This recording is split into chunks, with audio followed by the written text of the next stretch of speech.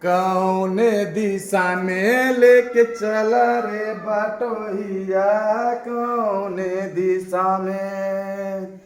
ये तो गया जो ठहरा दिन भाई जो गुजर गाड़ी हाकन हो, हाकन कौने दिशा में लेके चला रे बटोहिया, कौने दिशा में। हेलो गुड मॉर्निंग सभी दोस्तों को, मैं उम्मीद करता हूं आप लोग बहुत ही अच्छे होंगे। इस क्लास में आपको हम जो ध्वनि चैप्टर है हम ही आपको पूरा कंप्लीट करवाएंगे। ये जो आपका ध्वनि चैप्टर है, ध्वनि चैप्टर में आपको हम यह जो है इस क्लास में पूर्ण रूप से करेंगे, ध्वनि चैप्टर को कंप्लीट करेंगे एक बार फिर से। तो सबसे पहले आप लोग को हम बताएंगे ध्वनि का परिभाषा। हम अपने कानों से जो भी कुछ सुनते हैं उसे ध्वनि कहते हैं। हम लोग अपने कानों से, इसको हम लोग इंग्लिश में साउंड बोलते हैं। हम अपने कानों से जो भी कुछ सुनते हैं ना, इसे ध्वनि कहते हैं। हम अपनी कानों से जो भी कुछ सुनते हैं इसे ध्वनि कहते हैं। इसे कहते हैं ध्वनि कहते हैं। ध्वनि उत्पन्न तभी होगी जब वस्तुओं में कंपन होगी। ध्वनि उत्पन्न तभी होगी जब वस्तुओं में कंपन होगी। और ध्वनि संचरण के लिए माध्यम की आवश्यकताएं होती है। ध्वनि संचरण के लिए माध्यम की आवश्यकताएं होती है। ध्वनि संचरण के लिए माध्यम की आवश्यकताएं होती है। ध्वनि संचरण के लिए माध्यम की आवश्यकताएं होती है। ध्वनि संचरण के लिए माध्यम की आवश्यकताएं होती है। और यह जो है ध्वनि की जो चाल है, वो जो रफ्तार है, ये अलग अलग माध्यम में अलग अलग होती है। जो ध्वनि की चाल है वो अलग अलग माध्यम में कहती है, अलग अलग होती है। यदि हम लोग बात करेंगे ध्वनि की चाल, तो वायु में जो है ना 346 मीटर प्रति सेकेंड होती है। मतलब वायु में ध्वनि की चाल 346 मीटर प्रति सेकेंड। यदि यही बात किया जाए पानी, मतलब जल में बात किया जाए, तो 1550 मीटर प्रति सेकेंड होती है। मतलब 1550 मीटर प्रति सेकेंड जो चाल है ये पानी में ध्वनि की होती है। अब बात किया जाए लोहा में, लोहा में जो ध्वनि की चाल है वो 5000 मीटर प्रति सेकेंड होती है।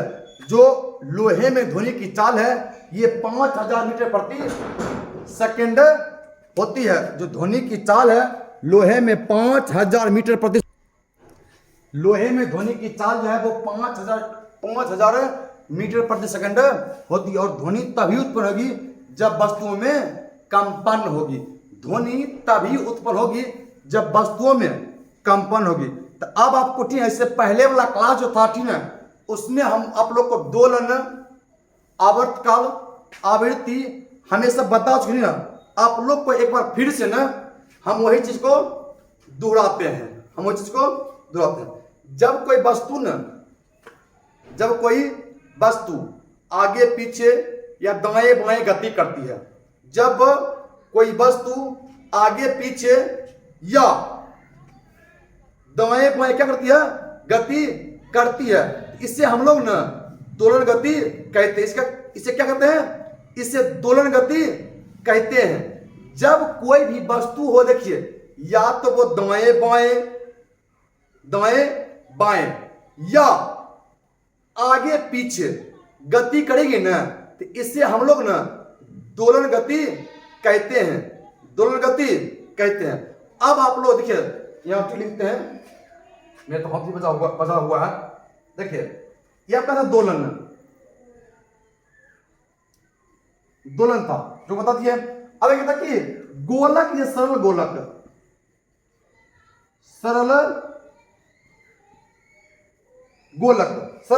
अब देखिए दोलन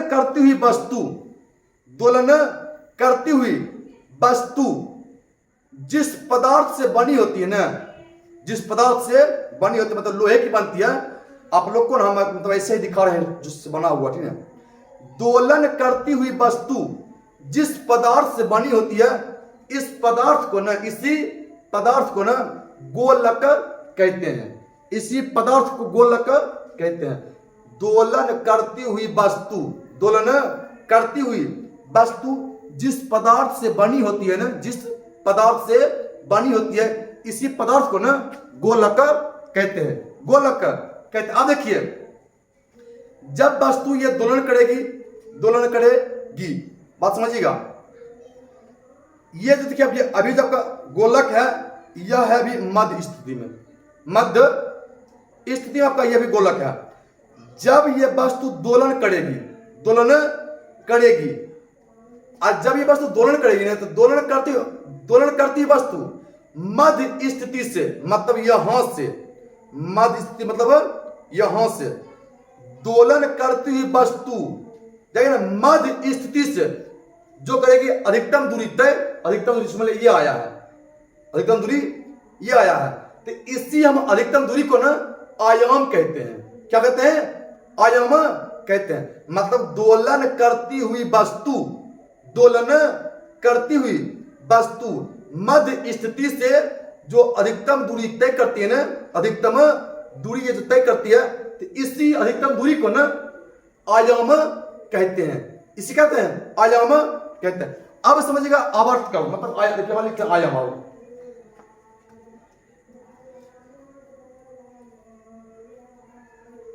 आयाम, आयाम समझ गए। अब एक समझिए आवर्त काल।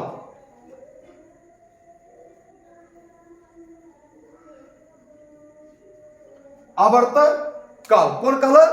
आवर्त काल है। देखिए, जब वस्तु दोलन करेगी, दोलन करेगी, और एक दोलन पूरा करने में, कितना दोलन है?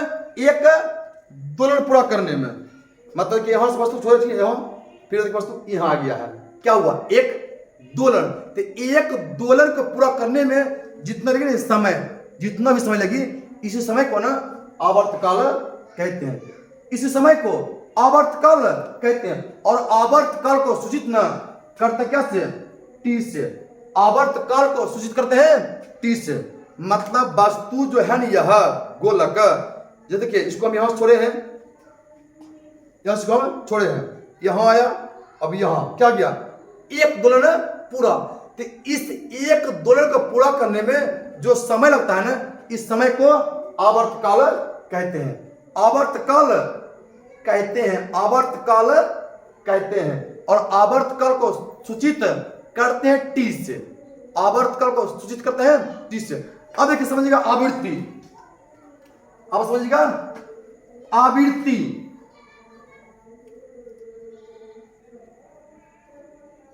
आवृत्ति, यह जो गोलक है ना, ये गोलक एक सेकेंड में जितना दोलन पूरा करेगी, एक सेकेंड में जितना दोलन ये पूरा करेगी ना, इसी को ना आवृत्ति कहते हैं।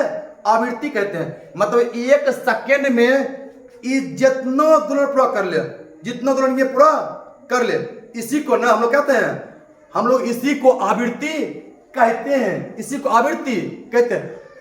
और आवृत्ति है ना, ऐसा है मात्रक, वो होता है हर्ट्ज। आवृत्ति का जो मात्रक होता क्या था? वो हर्ट्ज होता है। क्या होता है? हर्ट्ज। और हम लोग हर्ट्ज को, किसको? हर्ट्ज को सूचित हम लोग ना करते हैं एच जेड से। किस करते हैं? एच जेड से। मतलब हर्ट्ज का जो संक्षेप में मात्रक है ना, वो हम लोग एच जेड लिखते। क्या लिखते हैं? एच जेड लिखते हैं। और देखिए, एक सूत्र होता है आवर्त काल। मतलब आवर्त काल मतलब टी बराबर 1 बटा दोलन की संख्या, दोलन की संख्या।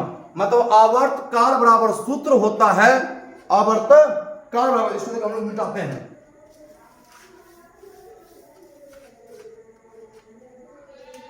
आवर्त काल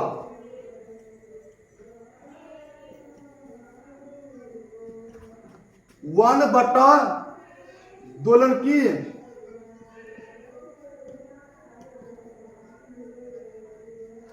संख्या, मतलब आवर्तकाल और आवर्त होता है 1/2 की संख्या। तो आवर्तकाल को हम लोग सूचित करते हैं क्या से? टी से, मतलब टी बराबर एक क्या देगा? दोलन की संख्या को, मतलब दोलन को ना सूचित करते हैं एफ से। क्या करते? दोलन की संख्या सूचित है एफ से।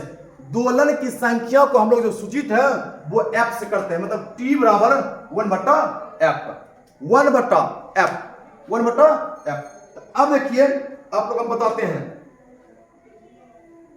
यदि ध्वनि तरंग की आवृत्ति, ध्वनि तरंग की आवृत्ति 20 हर्ट्ज, समझिएगा आप लोग,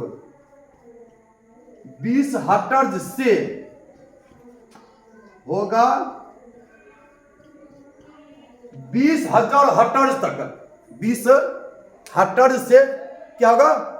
20,000 हर्ट्ज तक होगा ध्वनि तरंग की आवृत्ति। तो इसी को हम लोग ना श्रव्य प्रास कहते हैं, श्रव्य प्रास कहते हैं। क्या कहते हैं?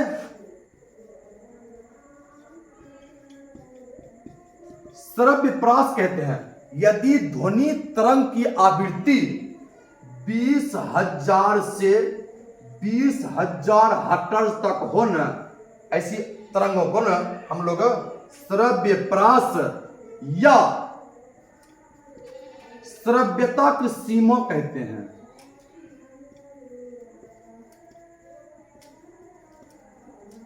श्रव्यता की सीमा कहते हैं। क्या कहते हैं? श्रव्यता की सीमा कहते हैं, श्रव्यता की सीमा कहते हैं। अब देखिए, यदि 20 हर्ट्ज से कम ध्वनि तरंग की आवृत्ति होगी, यदि 20 हर्ट्ज से कम होगी ना ध्वनि तरंग की आवृत्ति, इसको हम लोग ना अवस्रव तरंग कहते हैं। अब स्रव तरंगे, अवस्रव तरंगे कहते हैं। यदि ध्वनि तरंग की आवृत्ति होगी 20 हर्ट्ज से कम, मतलब नीचे, इसको हम लोग कहेंगे अवस्रव तरंग। क्या कहेंगे? अवस्रव तरंग। आपको देखिए फिर हम बताते हैं अगला बिंदु, यदि 20,000 से अधिक, यदि ध्वनि तरंग की आवृत्ति, यदि ध्वनि तरंग की आवृत्ति यदि 20,000 हर्ट्ज से अधिक होगा, यदि ध्वनि तरंग की आवृत्ति जो है ना 20,000 हर्ट्ज से होगा, अधिक होगा, क्या होगा? अधिक होगा, तो इसको हम लोग ना प्राश्रव्य कहते हैं, प्राश्रव्य तरंग कहते हैं। कौन तरंग? प्राश्रव तरंग कहते हैं, प्राश्रव तरंग कहते हैं। मतलब 20 हर्ट्ज से कम हो तो अवस्रव, 20,000 हर्ट्ज से अधिक हो तो प्राश्रव तरंगे कहते हैं, प्राश्रव तरंगे कहते हैं। ध्वनि संचरण के लिए माध्यम की आवश्यकताएं होती है, ध्वनि संचरण के लिए माध्यम की आवश्यकताएं होती है। अब आप लोग चीज जान लीजिए, वाद्य यंत्र, वैसा यंत्र जिसे बजाने पर ध्वनि उत्पन्न करता हो, वैसा यंत्र जिसे बजाने पर क्या हो? ध्वनि उत्पन्न करता हो, वैसा यंत्र जिसे बजाने पर वो ध्वनि उत्पन्न करे, उसको हम लोग ना वाद्य यंत्र कहते हैं। कौन यंत्र? वाद्य यंत्र कहते हैं। अब आपका वाद्य यंत्र होता है 4 प्रकार के, वाद्य यंत्र 4 प्रकार का होता है, वो हम दिखाते हैं।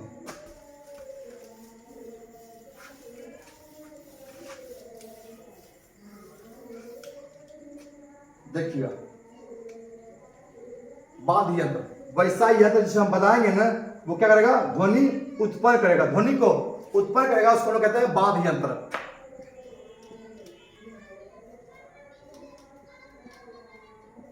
वाद्य यंत्र कहते हैं।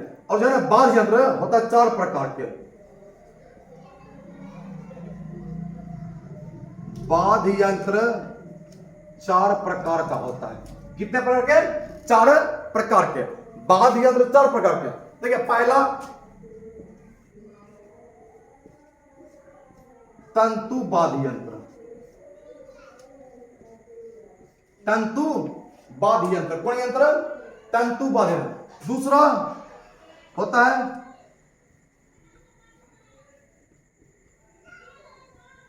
सुशील वाद्य यंत्र।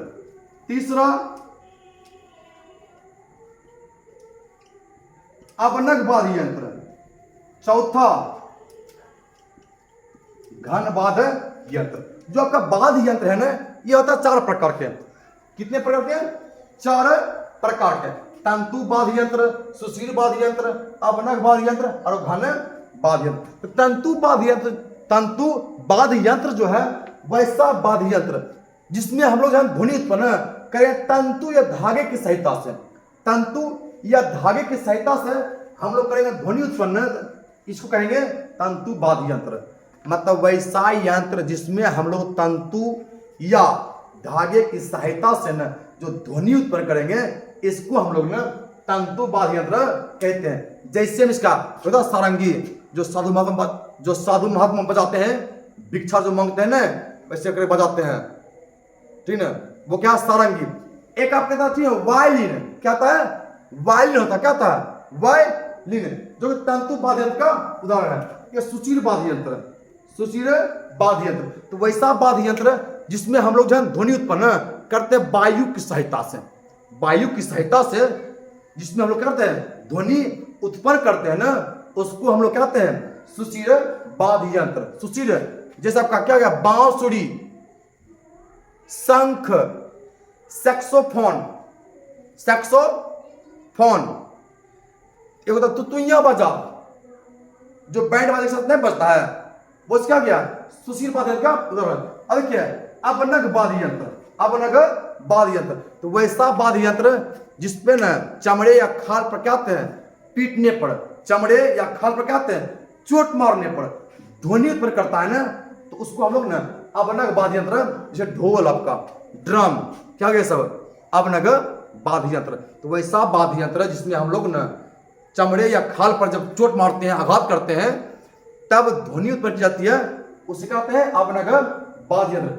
जैसे तबला, ड्रम, ढोल, ये सब हो गया, ठीक है। घन वाद्य यंत्र, वैसा वाद्य यंत्र जिसमें हम लोग कहते हैं लकड़ी से पीट कर, लकड़ी से पीट कर क्या होते हैं? ध्वनि उत्पन्न करते हैं। लकड़ी से पीट कर ध्वनि उत्पन्न करते हैं ना, उसको लोग कहते हैं घन वाद्य यंत्र कहते हैं। जिसे आप एक नहीं आता जो यहाँ भी बजाते, जो कमरे में बंद बजाते हैं, चाहे जो जो जो ढोल होता है ना, एकदम मारते दोनों पट्टा से। ये जो देखिए दुर्गा, जैसे देखिए दुर्गा पूजा रहा थी ना, नहीं आता जो शाम के टाइम में एकदम देते रहता है एकदम खूब जोर जोर से, वो क्या गया? लकड़ी। अब देखिए इसके बाद आपको बताएंगे, ठीक है, इसके बाद ना आपको हम बताएंगे सुरीली या संगीतमय ध्वनि, सुरीली या संगीतमय ध्वनि, सुरीली या संगीतमय ध्वनि। तो वैसा ध्वनि जो सुनने में ना हमें कर्ण प्रिय लगे, सुनने में क्या लगे? कर्ण प्रिय, उससे हम लोग सुरीली या संगीतमय ध्वनि कहते हैं। वैसा ध्वनि जो हम लोग को सुनने में ना क्या हो? कर्ण प्रिय लगे, उसे हम लोग कहते हैं वैसा ध्वनि जो हम लोग को सुनने में क्या हो? कर्ण प्रिय लगे, उसका था सुरीली ध्वनि, सुरीली या कहते संगीतमय। कौन में? संगीत में ध्वनि कहते हैं। मतलब जो ध्वनि हम लोग को सुनने में न अच्छा लगे, कर्ण प्रिय लगे, उससे हम लोग न सुरीली या संगीत में ध्वनि कहते हैं। सुरीली या संगीतमय ध्वनि कहते हैं। अब क्या है? अब कोलाहल ध्वनि, कोलाहल ध्वनि। कौन ध्वनि? कोलाहल ध्वनि। तो वैसा ध्वनि जो सुनने में हमारे कानों को अच्छा ना लगे, वैसा ध्वनि जो सुनने में हमें वो प्रिय लगे, मतलब अच्छा नहीं लगे, उसको हम लोग ने कहते हैं कोलाहल ध्वनि। कौन ध्वनि? कोलाहल। वैसा ध्वनि जो सुनने में हमें अच्छा नहीं लगे, हमारे कानों को सही नहीं लगे, उससे हम लोग ने कोलाहल ध्वनि कहते हैं। कौन ध्वनि? कोलाहल ध्वनि कहते हैं। कौन ध्वनि? कोलाहल ध्वनि। अब आपको नहीं बताते ध्वनि बॉक्स, ध्वनि बॉक्स। मानव जो है ना, ये बोलकर, हंसकर, चिल्लाकर, रोकर अनेक तरह से ये आवाज उत्पन्न कर सकते हैं। मानव जो आपका है ये अलग अलग तरीका से, या तो रोएगा फिर भी ध्वनि उत्पन्न करेगा, चिल्लाएगा फिर भी, गीत गाएगा फिर भी, कुछ बोलेगा फिर भी, हंसेगा फिर भी, मतलब क्या होता है ये ध्वनि उत्पन्न करते हैं। तो ये क्या है ना, गले में एक होता कड़ी गांठ के रूप में एक अंग होता है। गले में जो है एक कड़ी टाइट सा एक क्या था अंग होता है, जिसे हम लोग ना ध्वनि बॉक्स कहते हैं। ध्वनि बॉक्स क्या कहते हैं, ध्वनि बॉक्स कहते हैं, या इसी को हम लोग इंग्लिश में लैरिंग्स कहते हैं या वाक यंत्र कहते हैं, या वाक यंत्र। मतलब मानव जो है वो रोक कर, बोल कर, चिल्ला कर अलग अलग तरीका से वो ध्वनि को उत्पन्न कर सकते हैं। है इनके गले में न एक होता कड़ी गांठ में, एक होता अंग, कड़ी गांठ में क्या होता है अंग, जिसको हम लोग न ध्वनि बॉक्स या लैरिंग्स या वाक यंत्र कहते हैं, या वाक यंत्र कहते हैं। अब आपको पता चलिए, देखिए कर्णपटः, कर्णपटः मतलब हम लोग के कर्ण नहीं बोलते हैं मारो एक के थपी कर्ण चदरा फाड़ दबो, कहते हैं ना जब गुस्सा से बढ़ता है, बोलते हैं कि एक तरीके हिला के कर्ण के चदरा फाड़ देवे। तो हम लोग बोल चाल की भाषा में कर्ण की चदरा बोलते हैं। यदि उसी कर्ण के चदरा को बोला जाए सही लैंग्वेज में, हम लोग क्या बोलते हैं, कर्णपटः बोलते हैं। क्या बोलते हैं, कर्णपटः बोलते हैं। कौन पटः, कर्णपटः बोलते हैं। तो मतलब मानव के कर्ण के अंदर न, कर्ण के अंदर जो है ये होता संवेदनशील पर्दा। कैसा पर्दा, संवेदनशील पर्दा होता। कैसा पर्दा, संवेदनशील पर्दा होता। तो उसी संवेदनशील पर्दा को न कर्णपटः कहते हैं। कान के अंदर एगो संवेदनशील पर्दा होता है। कान के अंदर न एक क्या होता, संवेदनशील एगो पर्दा होता, जिसको हम लोग न कर्णपटः कहते हैं। कौन पटः, कर्णपटः कहते हैं। कर्णपटः कहते हैं। कान के अंदर एक संवेदनशील पर्दा होता है, जिसको हम लोग न कर्णपटः कहते हैं। कौन पटः, कर्णपटः कहते हैं। ध्वनि परावर्तन, साउंड रिफ्लेक्शन, साउंड रिफ्लेक्शन मतलब ध्वनि जब उत्पन्न होती है ना, ये किसी भी सतह टकरा क्या होती है, वापस मुड़ जाती है। जब ध्वनि उत्पन्न होता है और वो किसी सतह टकरा करके वापस वो जब मुड़ जाता है ना, तो इसी को हम लोग ना ध्वनि परावर्तन कहते हैं। यदि आप लोग स्कूल वगैरह में यदि है ना हॉल, स्कूल में इतना बेहतर, इतना अच्छा रहता है, एकदम प्लास्टर किया हुआ, एकदम बढ़िया पेंट किया हुआ, ठीक ना। जब उस हॉल में हम लोग बोलते थे ना, एक बोलते थे, कुछ बोलते थे, एक कुछ बोलते थे, तो क्या था, आवाज वो गूंजता था, मतलब वापस टकरा मुड़ता था, फिर मतलब क्या था, इसी को क्या था, ध्वनि परावर्तन। मतलब ध्वनि जो है किसी सतह से टकरा कर वापस क्या होता है, मुड़ जाता है। इसी को हम लोग ध्वनि कहते हैं, परावर्तन कहते हैं। कौन परावर्तन, ध्वनि परावर्तन कहते हैं। अब क्या होता है, अवांछनीय या कोलाहल ध्वनि, या ध्वनि प्रदूषण, या शोर प्रदूषण। तो वैसा ध्वनि जो है ना, बेकार ध्वनि, अवांछनीय ध्वनि मतलब अत्यधिक मात्रा में उत्पन्न ध्वनि को ही, या अवांछनीय ध्वनि को ही ध्वनि प्रदूषण कहते हैं। ध्वनि प्रदूषण कहते हैं। यह जो है ध्वनि प्रदूषण अत्यधिक मात्रा में उत्पन्न अवांछनीय ध्वनि को, अत्यधिक मात्रा में उत्पन्न अवांछनीय ध्वनि को है ना, हम लोग ध्वनि प्रदूषण कहते हैं। ध्वनि प्रदूषण कहते हैं। कौन प्रदूषण, ध्वनि प्रदूषण। ये इसी को हम लोग ना शोर प्रदूषण कहते हैं। कौन प्रदूषण, शोर प्रदूषण कहते हैं। तो शोर प्रदूषण या है ध्वनि प्रदूषण का ढेर सारा कारण है। जो ध्वनि प्रदूषण है, ये जो आपका शोर प्रदूषण है, इसका क्या ढेर सारा कारण है। देखिए, यदि नया नया कारखाना खुल रहा है तो नए नए मशीन आएंगे, नए नए मशीन आएंगे। जब नए नए मशीन आएंगे उनका वो उपयोग होगा। जब वो मशीन का उपयोग होगा, क्या होगा, जब मशीन चलेगा तो ध्वनि उत्पन्न होगा। क्या गया है कारण। दूसरा का बढ़ती जनसंख्या, बढ़ती जनसंख्या में क्या है, जनसंख्या बढ़ेगा, सब चीज बढ़ेगा, गाड़ी वाहन में सब चीज आवागमन बढ़ेगा, ज्यादा गाड़ी चलेगा तो पे पू हवे करेगा। इससे क्या रहा, ध्वनि प्रदूषण हो रहा है। बढ़ती जनसंख्या भी क्या है, ज्यादा मात्रा में वाहन का प्रयोग करने से, बेकार का, ठीक ना, लाउड स्पीकर क्या होते हैं, मंदिरों में मस्जिदों में क्या होते हैं, बजाते हैं। ये सब क्या रहा, ध्वनि प्रदूषण ही हो रहा। तो ध्वनि प्रदूषण ही है। हम लोग क्या होता है, किचन में है, रसोई घर में क्या होते हैं, ग्राइंडर मशीन चलाते हैं कि सॉरी मिक्सर मशीन चलाते हैं, मसाला चलाते के लिए वही आवाज करता है। ये क्या गया, ध्वनि प्रदूषण। अब ध्वनि प्रदूषण से ना ढेर सारा हानि होता है। ध्वनि प्रदूषण से क्या होता है, ढेर सारा हानि होता है। ध्वनि प्रदूषण होगा। एक बच्चा, ठीक है, एक बच्चा था, एक बार हो गया था देखने के मेला। एक बच्चा था, मतलब वो गया था देखने के लिए मेला, और वो अपने पिताजी से ना वो जिद कर रहे थे कि पप्पा हम ये वाला बाजा लेंगे, पप्पा ये वाला हम बाजा लेंगे, पप्पा हम ये वाला बाजा लेंगे। तो पिताजी गुस्सा आया, बोले थोड़ा देर तो बोले झूठे सब परेशान कर भी, बोले ना पप्पा हम सबका परेशान नहीं करवे, सबका परेशान नहीं, थोड़ा झुट्टियां बजा दे दिया। अब तो हरदम बजते रह कि ना पप्पा हम हरदम नहीं बजेबे, जब सब सूझ जेते ना हम तब बजेबे। देखिए आप लोग कमेंट करके जरूर बताइएगा कि वो बच्चा का सोच है। बच्चा क्या पिताजी से कि पापा जब सब सूझ जेते ना तब हम बजा बजेबे, तो और परेशान सब करेगा ना, क्या सब वो परेशान कर। ध्वनि प्रदूषण की हानि, पहला नींद नहीं आएगा, चिड़चिड़ापन महसूस करेगा, रक्तचाप क्या होगा, हमेशा बढ़ा रहेगा, गुस्सा आएगा, ठीक है, हमेशा। ये सब क्या हो गया, ध्वनि प्रदूषण से हानि है। ध्वनि प्रदूषण से क्या है, हानि है। ध्वनि प्रदूषण से ढेर सारा हानि है, जिससे अनिद्रा आएगा, चिड़चिड़ापन महसूस करेंगे, रक्तचाप बढ़ा रहेगा, हमेशा गुस्सा आएगा। ये सब हानि है, किससे, ध्वनि प्रदूषण से हानि है।